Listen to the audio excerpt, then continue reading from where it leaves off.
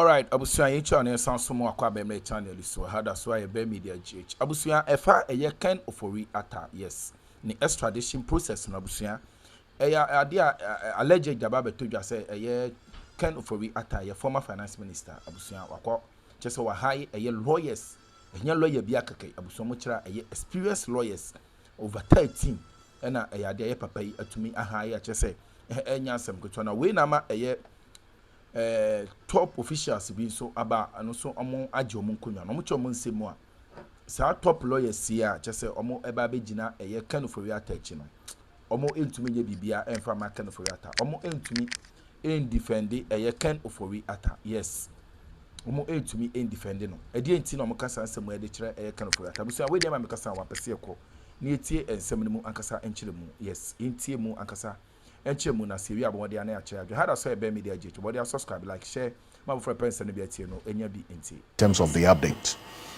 What is of issue is whether the days after this particular request for extradition of Ken Ofori Atta should be left solely to the discretion and the period that the U.S. authorities will work on, because that's what he says. He says much of it is outside of his control. So there are no timelines. We can't even tell when it's going to come. Professor Bafaj, based on his experience and knowledge of this extradition processes, it can take quite a while. And so it appears we may have to wait for a long time with Ken Ofori Atta hiring top lawyers to fight this. There is no top lawyer that can defend a criminal. But you can't actually call him a criminal. No, I'm just, I've not said he's a criminal. You are not referencing, this statement is not in direct reference to No. If it is reference, I'll say it. Okay, right. But the point is that if you have stolen, you have stolen. If the country knows that Mr. ABCD has stolen and you have caught him red-handed, no amount of advocacy from a lawyer will save the situation if truth will prevail. If the government does not push, they must push the United States of America to do what is right.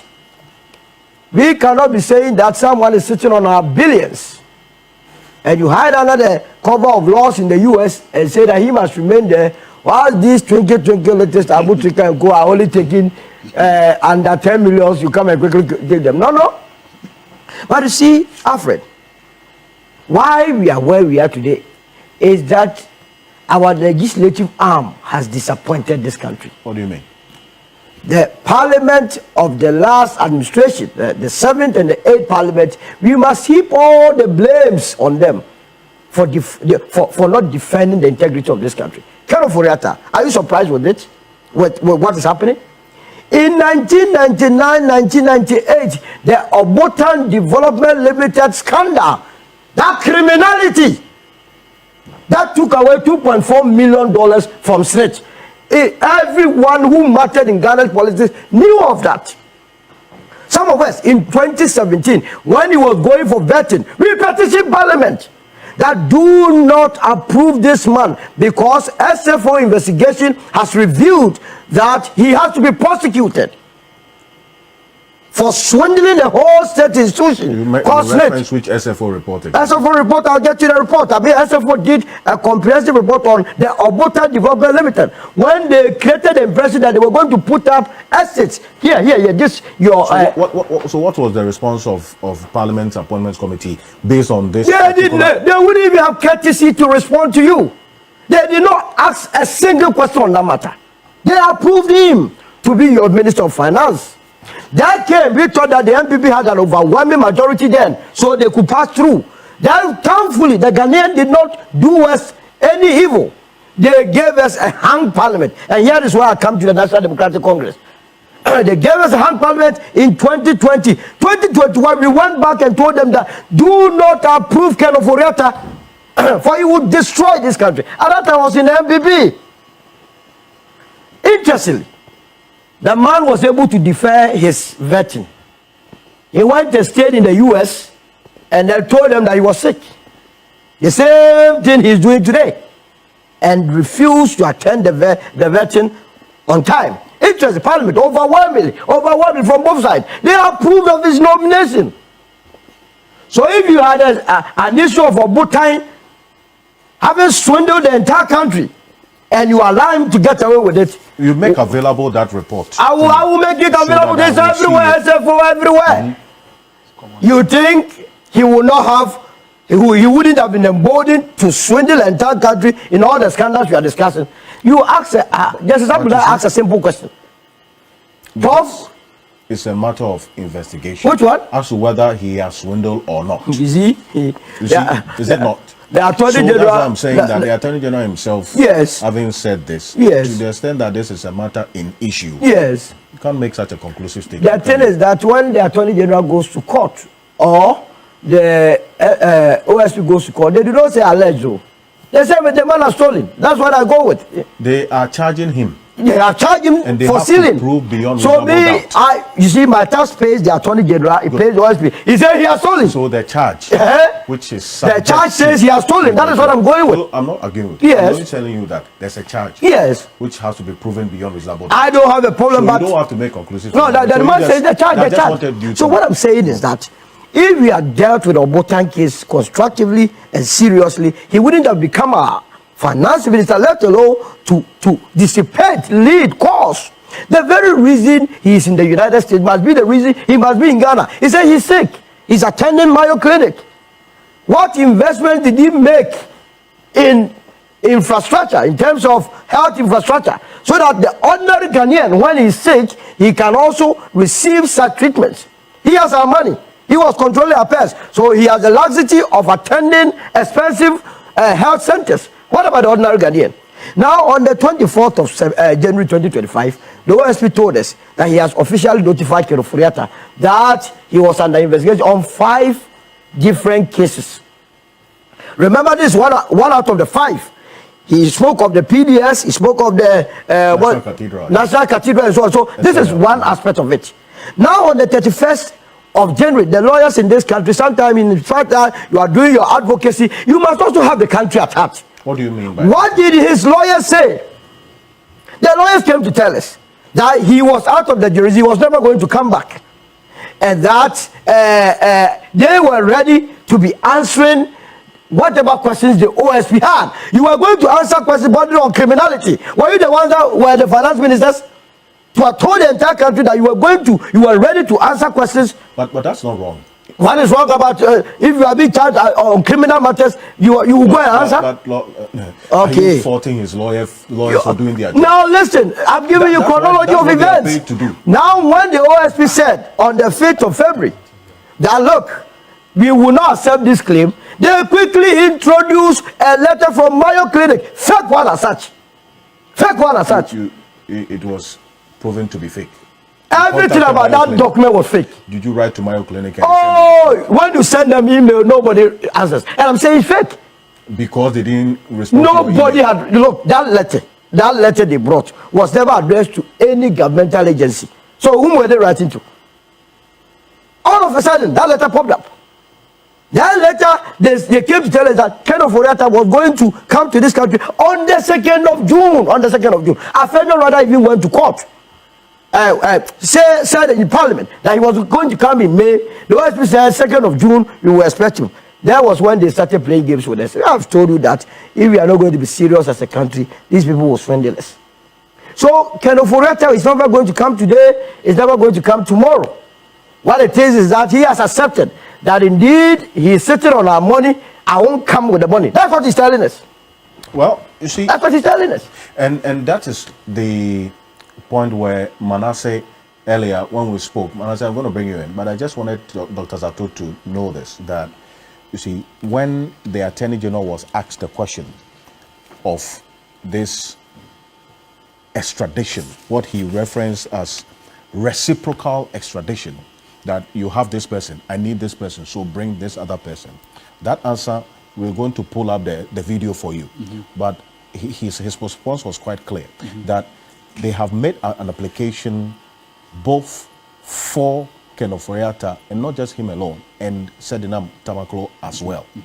Okay, so that process is in place. You want them to now say that because you need Abutrika, bring one of the two.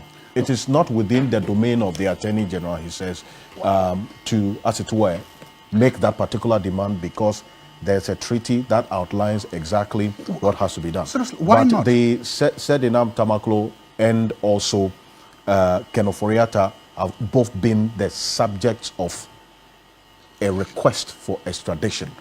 That is what the Attorney General gave us in that update.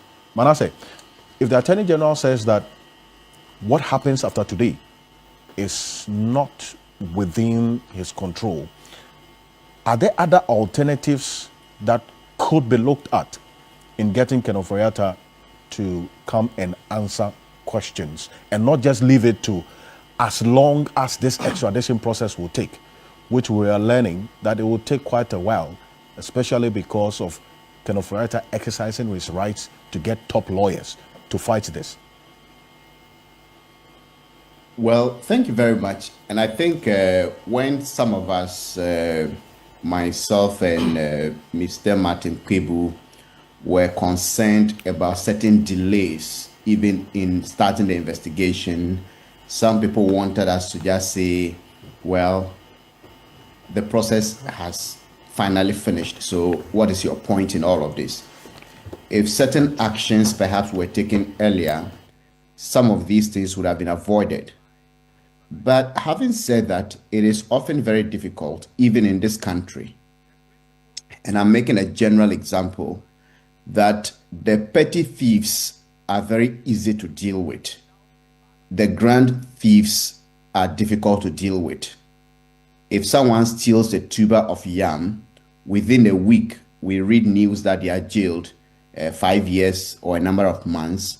But if somebody steals $5 billion belonging to the state, it takes forever, even if they're in the country, because they have the resources to be able to frustrate the system, to hire the best of lawyers and do everything they can to.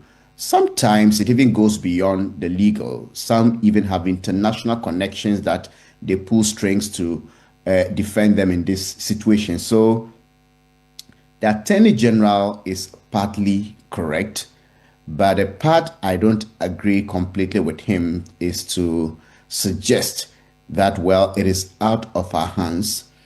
I know, I'm not an expert, but I know that beyond the legal issues, there are also some international relations issues, how Ghana relates with the US. There are many things. All right, Busuafo, offer me no when go so awoshe no.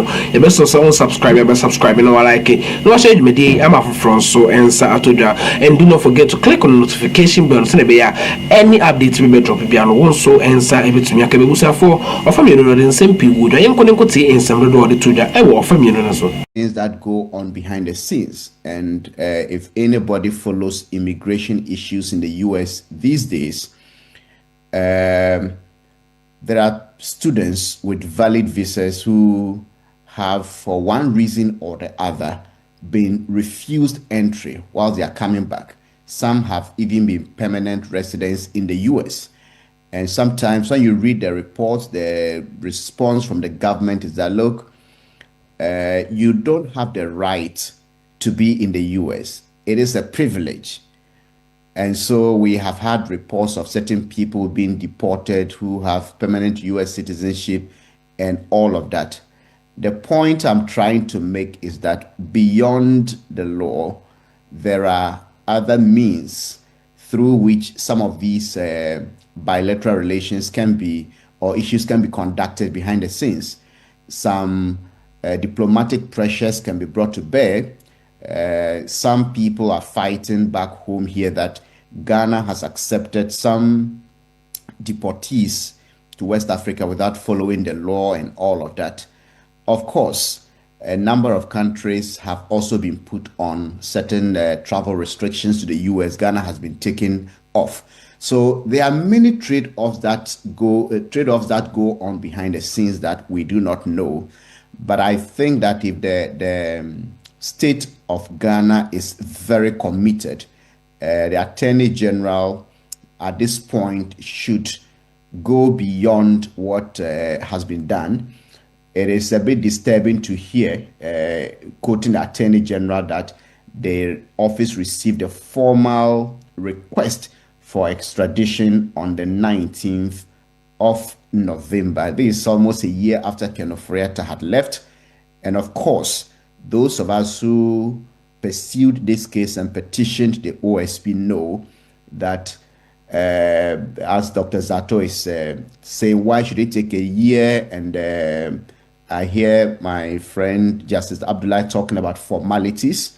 The main point is, which I made when these controversies emerged, was that at the time Ken was leaving, there was no investigation being done. So the investigation has now completed. It is delayed.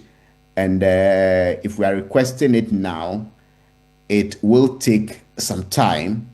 And if I do not want to even talk like a doomsday prophet, it is possible that this Attorney General would finish his tenure without Ken coming back if all these legal dribblings are to be exhausted and all of that. But the government of the Republic of Ghana may need to just say, well, we have done a request, so let's sit down. If that happens, we may not likely get any response soon, but we have other trade-offs that we are currently engaged in with the United States, which I think all of those ones should be triggered. And by the 14th of February 2026, Ken Ofori Atta's US visa will have expired. He will be vulnerable, and within that period, anything can happen. So the point is that the Attorney General should not just say we have done our part. The government of Ghana shouldn't say we have written. Normally, even when we write letters here in our country and you don't follow up, someone may leave it somewhere. So much has to be done to ensure that Ken comes back to answer for the pain he's put people through. If you were at the Ministry of Finance and you would wake up and see people who had served the nation diligently, gone on retirement, and could not afford medications because their bonds and investments were locked, and these were locked because the state borrowed in our name, dissipated those funds, got us into so much debt, and everybody was suffering. As we speak, from time to time, I have people who tell me even Ken's own data bank, they have investment there that they cannot get as and when they need it. And all of this mess has been supervised by someone who would see old men crying, but still have the courage to do deals such as SML. And I think we need to bring such a person back to the country to face a trial, just like others are doing. Those who are here are not dead. Nobody has put them in Sawam without trial. So I see no reason why he should be running away. Lawyer Martin Kwebo says the citizens' power is one of the alternatives that can be exercised in this regard. He's talking about demonstrations, peaceful protests, to submit a petition to the U.S. Embassy, for instance, and is that a potent tool to deploy? And this is a question I'll ask you, Amaliba, as well. Yes, Manasseh. Yes, it is part of the pressure. One thing I've realized is that in any society that the government takes people seriously, the people who are in charge of affairs are not just angels. The government will take you seriously when you take yourself seriously. So if we the citizens go to bed, if we the citizens sometimes even begin to attack those putting their life on the line for our collective interest, and they begin to ask you, so what is your interest? Why do you hate this person so much? And all of that. I think if our government gets to know that, look, we as a people are serious about it. We want the government of Ghana to put pressure and some diplomatic more work into this process. But they will not just get up and act if nothing is happening. Sometimes when the pressure comes, you see some of the responses from the OSP, the Attorney General and others, when there is heat on them. So my point is, we shouldn't just go to bed also as a people. Whatever mild pressure, hard pressure that we can put on our duty bearers and tell them that, look, it shouldn't be just business as usual. There have been certain lapses in the past that allowed this man to go out, but there is a way to bring this person back. Get up and act. Right. We should be able to put that pressure and then hope that the leaders who are acting on our behalf will respond to it and act appropriately. Manasseh, thank you. Lawyer Godwin Ejudi Tamaklo says, good morning, Alfred and your esteemed panelists. Tell Dr. Zato it should be like for like. Ken has charges filed against him in Ghanaian court. Abutrika has been indicted in the United States. It should be like for like. Bringing the Sedinab Tamaklo into this conversation, he says, is mischievous and diversionary. Red herring. Ken for Abutrika, like for like. That is what lawyer Eduji Tamaklo says. But in fact, on this particular issue, and lawyer Martin Kpebu, I bring in here because that argument of like for like was a question that was put to the Attorney General. We were trying to pull up the video earlier, but we have it. And this was his response to it. Take a look. The principle of reciprocity, whether we should expect that the U.S. authorities, having taken some Ghanaians by way of extradition to the United States of America, will also, in exchange, reciprocate by extraditing Ken Ofori Atta to Ghana. Now, the principle of reciprocity underlines extradition proceedings. And usually, without a bilateral treaty or a multilateral treaty arrangement that obligates a state to extradite persons accused of crime that are found within its territory to another country, usually extradition cannot take place. In the case of Ghana and the United States of America, there is a 1931 extradition treaty that was signed between the United States of America and Great Britain when Ghana was a colony of the United Kingdom of Great Britain and Northern Ireland. Now that treaty expired as far as the United Kingdom is concerned, so it's no longer applicable between the United States and the United Kingdom. But it has not expired. It was renewed when we became independent in 1957. And so it is still in existence between Ghana and the United States. All right, so for Hannah, everybody even say did me in Nabe here. You must also subscribe, and all like it. No, I said me, I'm a front so inside to me, and do not forget to click on the notification bell. Any updates, be able to drop it. I'm also inside.